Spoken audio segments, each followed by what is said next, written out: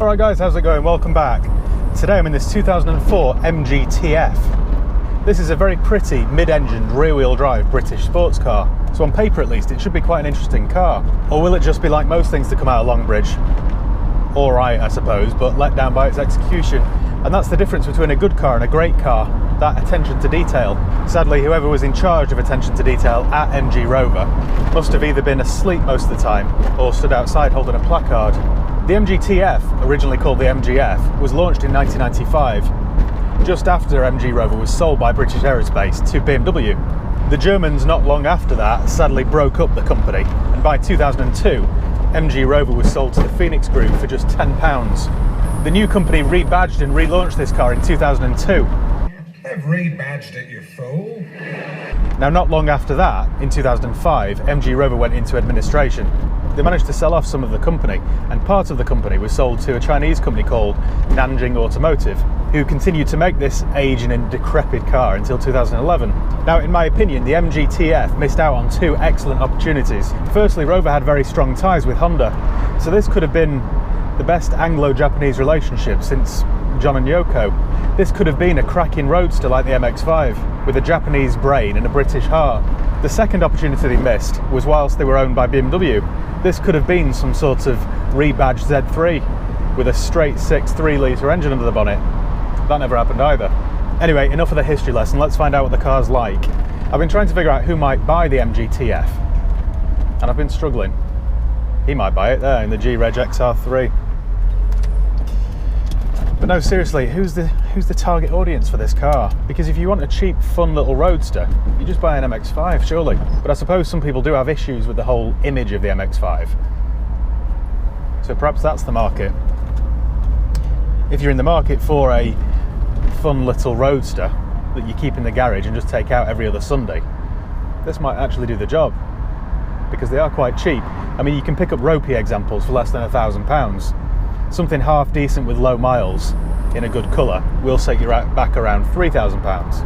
And I always say this in videos, but you are far better off spending a little bit more initially and getting a better one, rather than looking for the cheapest one you can find and then spending way more than it's worth trying to fix it up. It's quite fun to drive this, you know. It is worth pointing out at this early stage of the video that you are better off buying an MX-5. They're way more reliable, better built. But I suppose the MG does offer more brand heritage, for what that's worth. I keep mentioning the MX-5 because the MG was built to rival the MX-5. And when it was launched, it initially got rave reviews. Apologies if I've started to speak weirdly, but whenever I go cold, my lips go numb and very thin. Look like Nicola Sturgeon. So at the time it was launched, it was very well received. But driving this in 2020 is a whole other story. There are moments when I find myself enjoying driving this car, but I think that's just because, well, it's just because it's a raw driving experience. It needs some involvement. It needs some effort from the driver. It's a bit like when you're driving an old Defender or an old Jeep Wrangler. You interpret those terrible driving characteristics as fun, and this is no different. This car does show its age in the way that it drives. I mean, the ride, for example, is very firm, very crashy actually. Styling wise, I think it looks great. I think it's aging nicely, and I do think it'll be a future classic for sure. It won't be worth a fortune, but it will be a future classic. It always surprises me that when I see old British sports cars like the MG BGT, they're just not worth anything at all.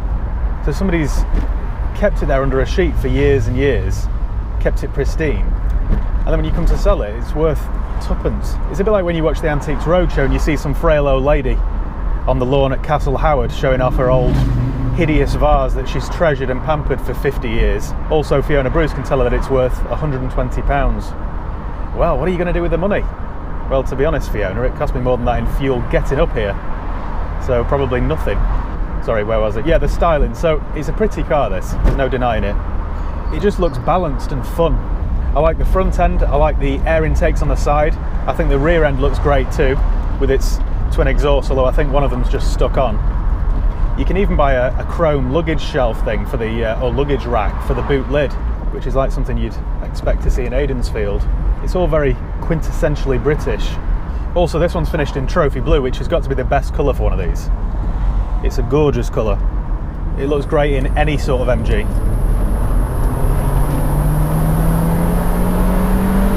It's a revvy little engine, this, actually. I should have brought a scarf with me, but after the GTI video I thought I might get slated again. It's quite a basic car, this. There's definitely no air scarf like you'd find in a nice Mercedes. In fact, I'm freezing cold here. It's also surprisingly practical for a little car. Because it's mid-engined, you've got a boot at the back and you've got more storage up front, a bit like a Porsche Boxster. You don't get many storage compartments on the interior though. You get a small space here, but there are no door pockets, no cup holders.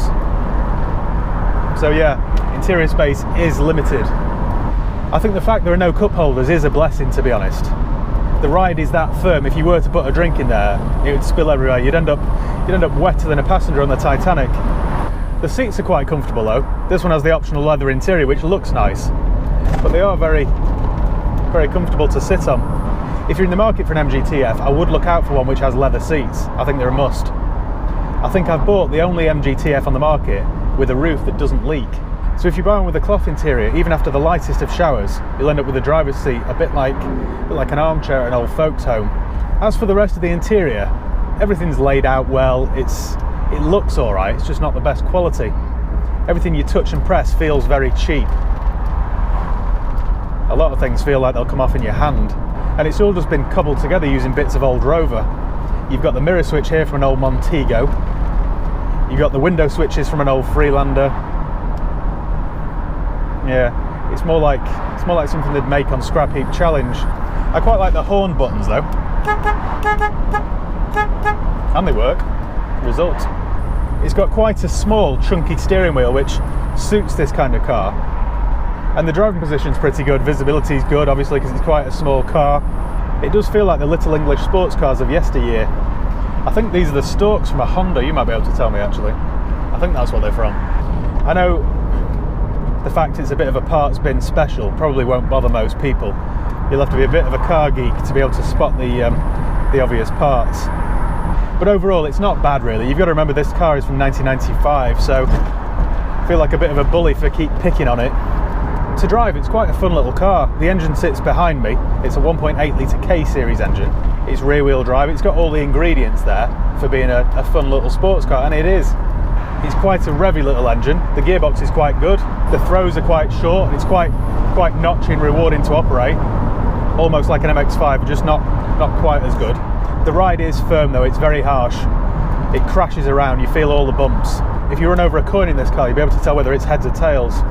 This MGTF used a standard coil spring setup, but the early MGFs used a hydrogas system. So the ride on those early MGFs was better. One thing I found which is irritating though is the clutch positioning. It's hinged awkwardly in an awkward position, so right now I've been in it for about half an hour and my foot is aching. I'd quite like to meet the person responsible for this clutch pedal and ask them what on earth they were thinking of. It was alright when I fitted it. It's yow, that is, you can't drive. I've never met a single person in my life whose foot is suitably shaped to drive or operate an MGTF. But as far as cheap sports cars go, it gets the job done. I've not hated it. It's a bit like a bacon butty. It's never going to impress John Road, but it's still satisfying nonetheless. As far as the engine goes, the 1.8 litre 4-cylinder K-series engine is quite a reliable unit. Sorry, I can't even say that with a straight face. They're prone for head gasket issues. They're used in Freelanders, Rovers, even Lotus, and without doubt the head gasket will fail. I'm not just saying some of them fail, all of them fail. But thinking sensibly and logically, if you're in the market for one of these now they're 15 years old, I guarantee it will have been done. There's no way it can't have been.